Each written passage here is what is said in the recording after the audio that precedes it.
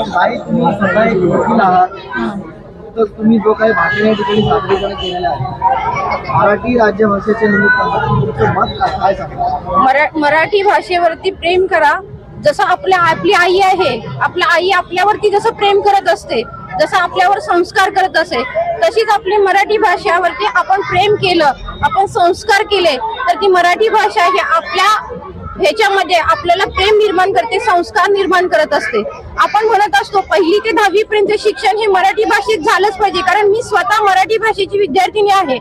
आपण आता बघतो समाजामध्ये की 1ली 10वी पर्यंत आपला मुलगा आपण अट्टास करतो इंग्लिश भाषेमध्ये शिकला पाहिजे, परंतु हा चुकीचा आहे. मला या नागरिकांना, घनसोलीच्या नागरिकांना सांगू इच्छित आहे की तुम्ही इंग्लिश भाषेवरती इंग्लिश आलंच पाहिजे, पण ज्यावेळी तुम्ही 1ली ते 10वी पर्यंत मराठी शिकत असता आणि मराठी भाषेतून तुम्ही जे शिक्षण घेता आणि परत परदेशात जाता तेव्हा तुम्ही त्या लँग्वेजचा इंग्लिश वगैरे लँग्वेज तुम्ही शिकू शकता, परंतु तुम्ही मराठी भाषेतून शिक्षण घेत असल्यामुळे तुम्ही चांगल्या पदावरती चांगल्या ठिकाणी काम करू शकता. म्हणून तुम्ही मराठी भाषेवर, आणि मला एवढं म्हणायचंय की जर का आपण आपल्या भाषेवर प्रेम केलं तर आपण दुसऱ्यांच्या भाषेवर प्रेम करू शकतो. त्याच्यामुळे मी सगळ्यांना सांगू शकते की तुम्ही मराठीवरती प्रेम करा.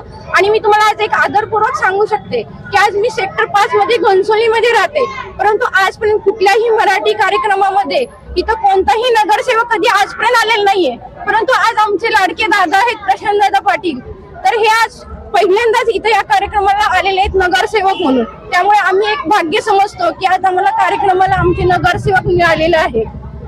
त्यामुळे धन्यवाद.